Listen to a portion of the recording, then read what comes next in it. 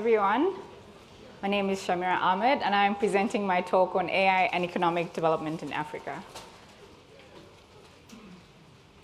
So before I focus on the African dynamics, I want to share our conceptual framing on public interest policy-oriented research for responsible global governance of AI technology. So I want us to have a macro lens of transnational multi-dimensional inequalities and technology.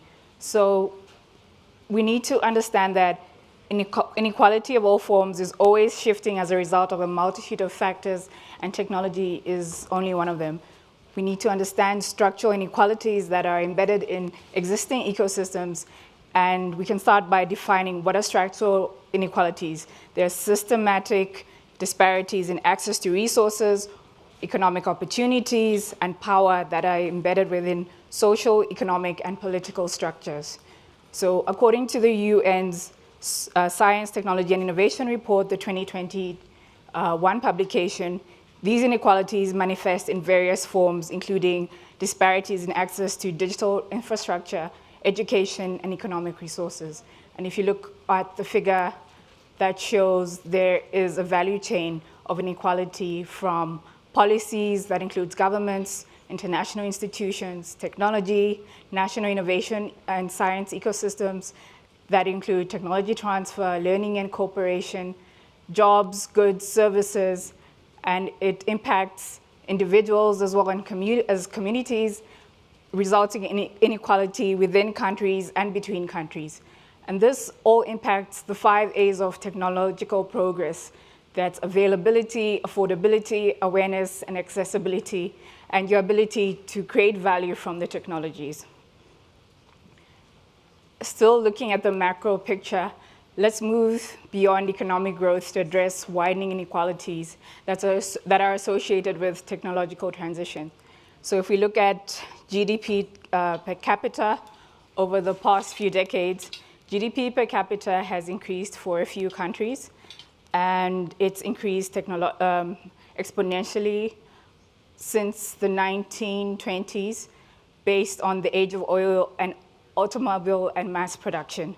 So GDP per capita is an indicator of the standard of living and economic well-being of the nation's residents. It shows that countries with a higher GDP per capita typically have a higher standard of living, greater access to goods and services, more robust economies compared to those with lower GDP per capita. And if we look at the core and periphery, the core countries that have benefited from technological revolutions and transitions are essentially Europe and its offshoots. That's Canada, the USA, New Zealand, Australia, and it includes Japan. So it's basically the G7 has benefited mostly from technological revolutions, and the rest of the world, which is the periphery, hasn't benefited because they don't have the endowments, the institutions, and the infrastructure.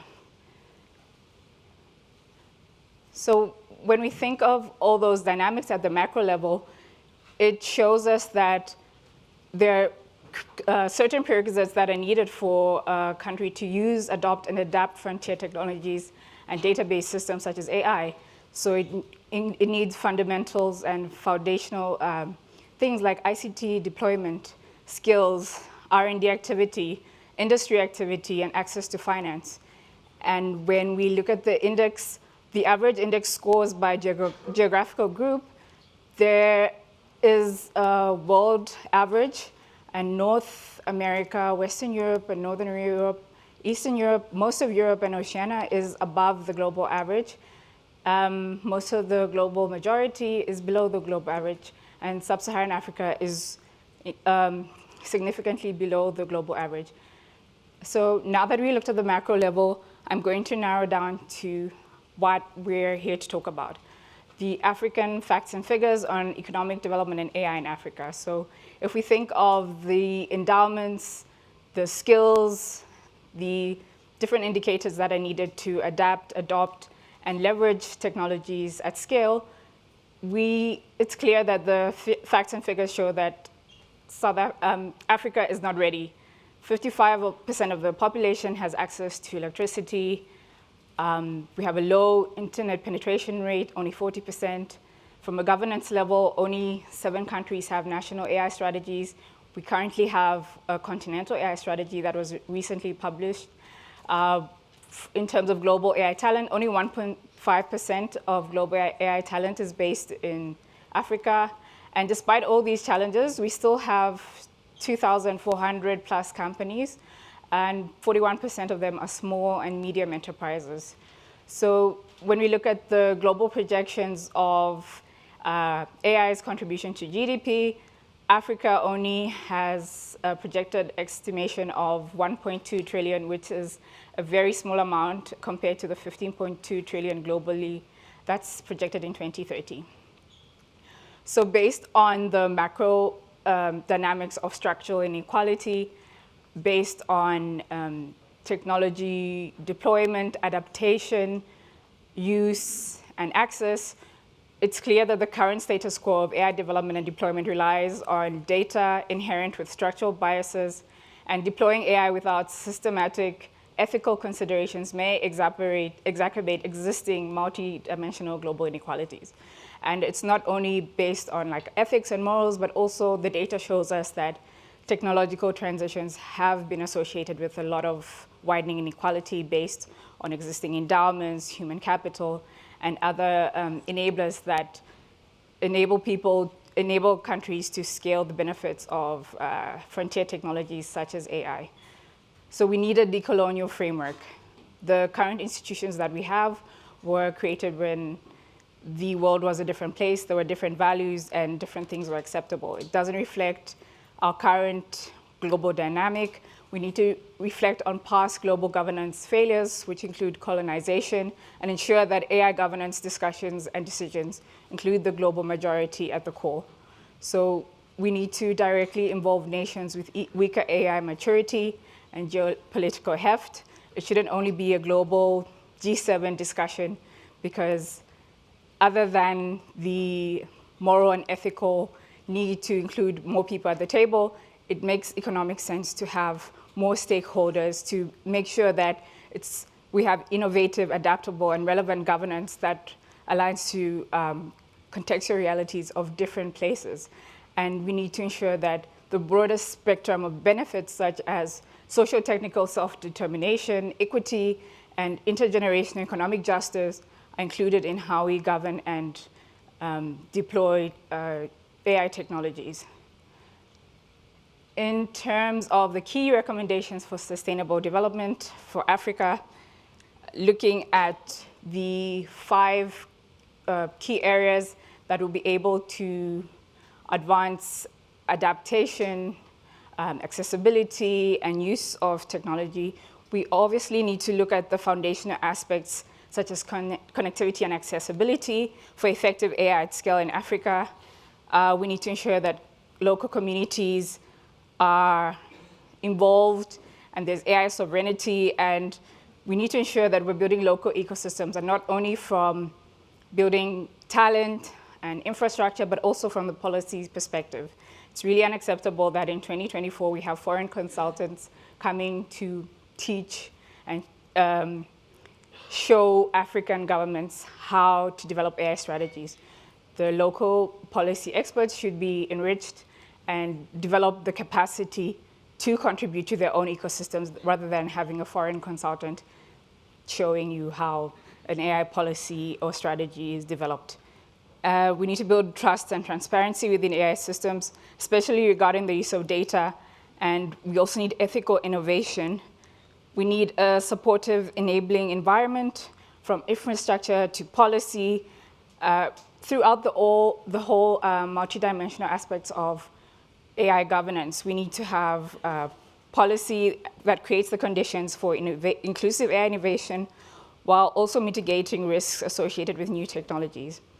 And lastly, we definitely need strategic partnerships and alliances, and not only within Africa, but also globally. We need to have vital, coordinated, collaborative approaches to working together to ensure that AI is inclusive and sustainable. And we need to ensure that AI can be used both for progress and to accelerate economic economic needs, beyond economic needs, to focus on sustainable development, which is the environment, social aspects, and we also need to ensure, in my last call to action, let's be the ancestors that our descendants will thank for shaping a world where AI works for everyone now and in the future. Thank you.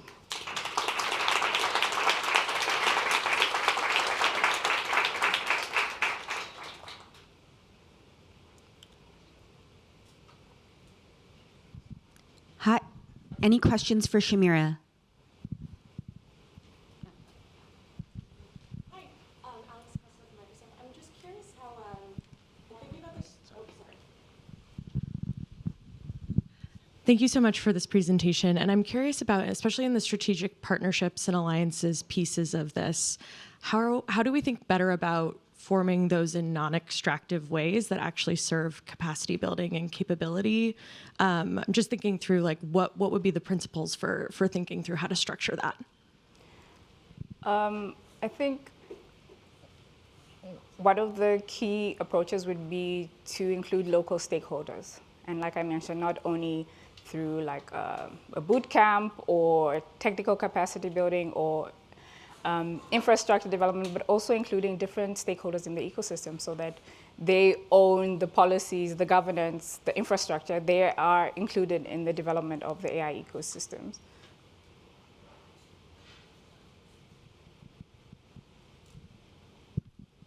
Thanks so much, Shamira.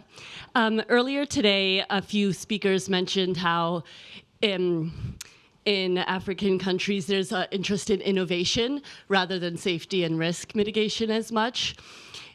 How can we raise awareness about risks that are coming down the pike from large language models that aren't that robust, that are used in African contexts, and also build the local capacity and resilience and awareness around that risk mitigation? Thanks. I think one way to do that, again, is going back to having multiple stakeholders at the table. Oftentimes, there's technical capacity building only for government or public sector workers, and they focus mostly on national development priorities, which is on innovation, economic growth and national development, job creation, for example. And if you have only those voices of that technical capacity building, then there's a gap. You don't have a civil society who's equipped to push back and say, there's risks, and these are some of the issues that are happening. Or you don't have other stakeholders having, acknowledging or having the capabilities to contribute to the discussion. So it includes having different stakeholders at the table and raising an awareness of the risks in African ecosystems. And it's not just like a European or Western issue. Safety and risk also filters down into African ecosystems.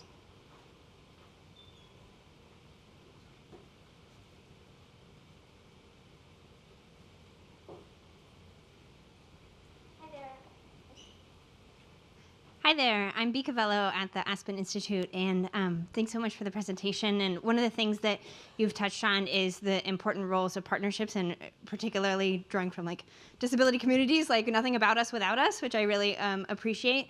And I wonder if you would be willing to share any names of organizations or efforts that are underway that you think are doing a good job, or for those of us who are like, would love to get involved, would love to support, like where should we direct our energies?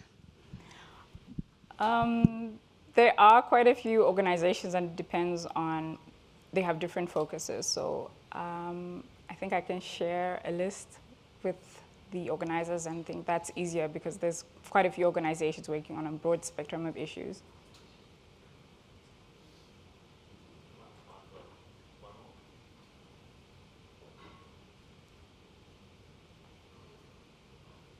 Hi, Rena Jana from Google.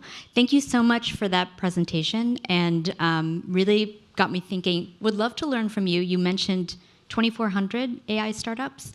What are the trends that you're seeing in terms of those startups? Like, what are the use cases for the technology, the models that are being applied into those products and services?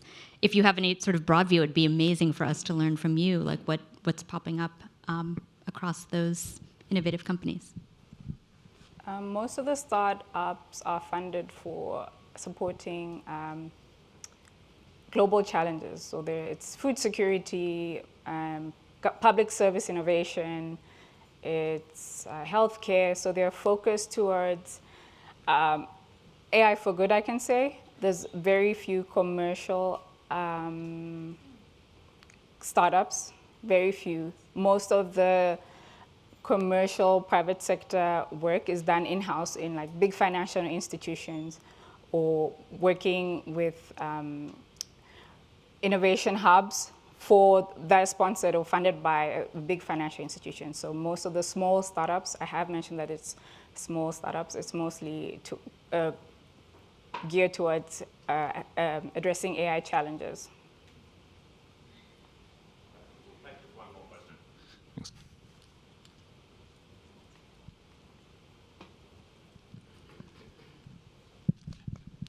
Oh, thanks. Okay, it's less of a question, but more a comment. I'm Fukas Marivate. I'm a board member of Partnership on AI, but also co-founded the Deep Learning Indaba, which is the biggest AI gathering on the continent. I think, as she said, there's a lot going on, but coordination is something that is important, and also bringing in the multi-stakeholder parts in.